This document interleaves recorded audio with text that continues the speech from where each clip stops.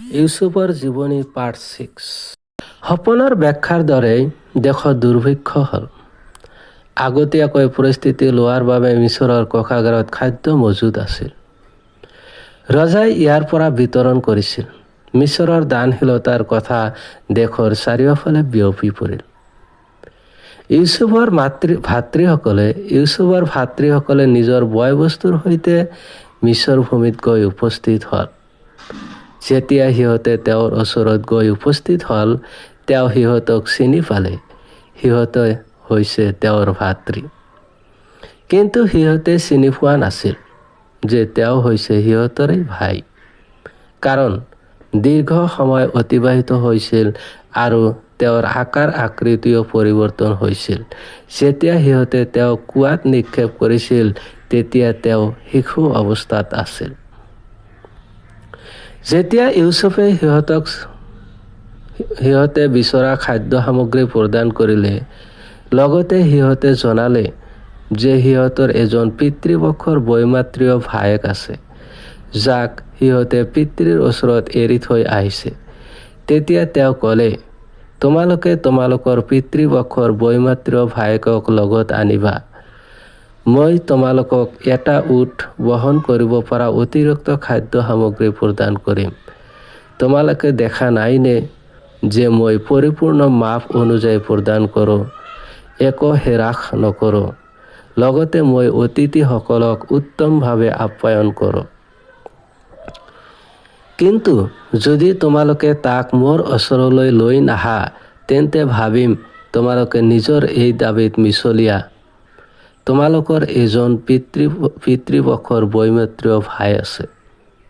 ফলত তোমালোকক কেতিয়াও কোনো ধৰণৰ খাদ্য সামগ্ৰী প্ৰদান নকৰোঁ আৰু তোমালোকে মোৰ নগৰৰ আশে-পাশেও আহিব নোৱাৰিবা।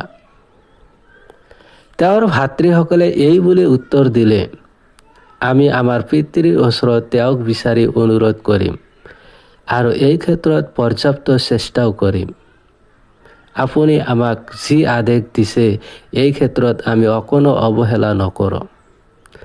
ইউচুফে তেওঁৰ কৰ্মকৰ্তাসকলক নিৰ্দেশ দিলে, এওঁলোকৰ ধন এওঁলোকৰ খাদ্য সামগ্ৰীৰ মাজত সুমুৱাই দিয়া, যাতে তেওঁলোকে উভতি গৈ গম পায় যে আমি এওঁলোকৰ পৰা খাদ্য সামগ্ৰীৰ বিনিময়ত একো লোৱা নাই।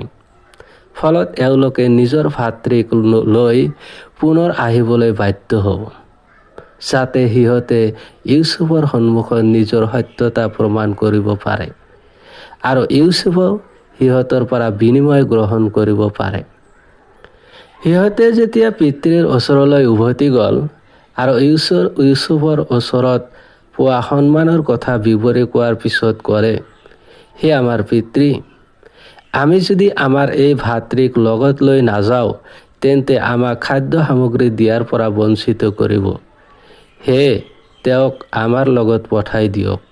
কাৰণ যদি আপুনি তেওঁক আমাৰ লগত পঠাই দিয়ে, তেন্তে আমি আমাৰ প্ৰাপ্য খাদ্য লৈ আহিব পাৰিম। আমি আপোনাক কথা দিলোঁ, তেওঁ নিৰাপদে সুৰক্ষিত অৱস্থাত আপোনাৰ ওচৰলৈ উভতি নহালৈকে তাক আমি সুৰক্ষা প্ৰদান কৰিম। পিতৃ ইয়াকুবে সিহঁতক ক'লে, মই এওঁৰ সম্পৰ্কে তোমালোকৰ প্ৰতি তেনেকুৱাই বিশ্বাস ৰাখিম নেকি, যেনেকুৱা বিশ্বাস ইতিপূৰ্বে এওঁৰ সহোদৰ ইউচুফ সম্পৰ্কে পোষণ কৰিছিলোঁ? মই ইউচুফ সম্পৰ্কে তোমালোকৰ প্ৰতি ভৰসা কৰিছিলোঁ। তোমালোকে তেওঁক নিৰাপত্তা প্ৰদানৰ প্ৰতিশ্ৰুতিও দিছিলা, কিন্তু তোমালোকে তোমালোকৰ প্ৰতিশ্ৰুতি পূৰণ কৰা নাছিলা। গতিকে তোমালোকৰ নিৰাপত্তা প্ৰদানৰ প্ৰতিশ্ৰুতিৰ প্ৰতি মই ভৰসা কৰিব নোৱাৰোঁ। মোৰ ভৰসা কেৱল আল্লাহৰ ওচৰত।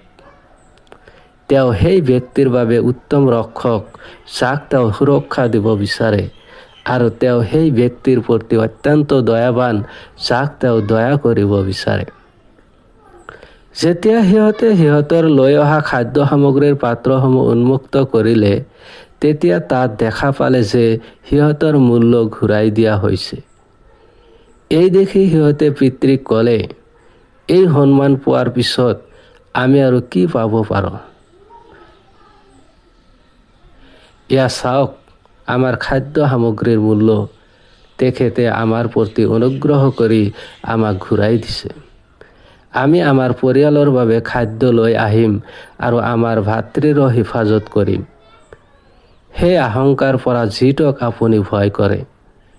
তদুপৰি ইয়াক লগত লৈ গ'লে এক উটৰ বহন সামগ্ৰী অধিক লাভ কৰিম।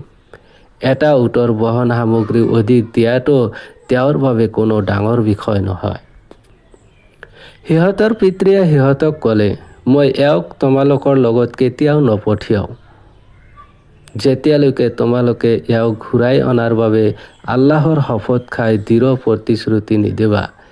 যদি তোমালোকে সকলোৱে বিপদত আবদ্ধ হোৱা আৰু কোনেও ৰক্ষা নোপোৱা, লগতে সেই বিপদ দূৰ কৰিব নোৱাৰা আৰু ঘূৰিও আহিব নোৱাৰা, তেন্তে সেয়া সুকীয়া কথা।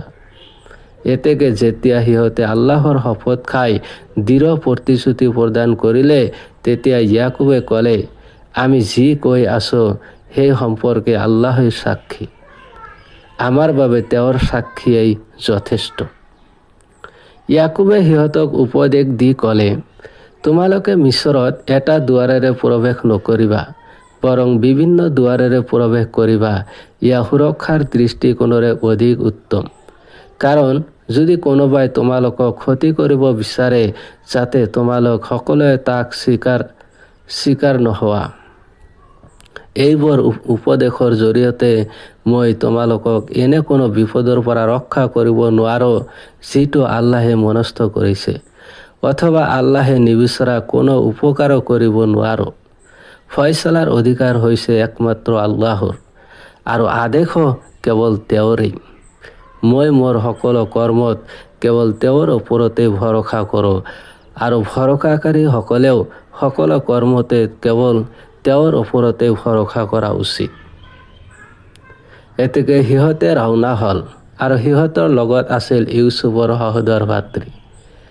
যেতিয়া সিহঁতে নিজ পিতৃৰ আদেশ অনুসৰি বিভিন্ন দুৱাৰেৰে প্ৰৱেশ কৰিলে, বিভিন্ন দুৱাৰেৰে প্ৰৱেশ কৰিলেও ভাগ্যৰ লিখন কেতিয়াও পৰিৱৰ্তন নহয়।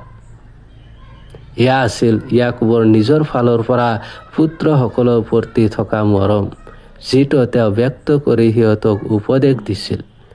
তেওঁ ভালদৰে জানিছিল যে ফয়সালা কৰাৰ অধিকাৰ হৈছে একমাত্ৰ আল্লাহৰ।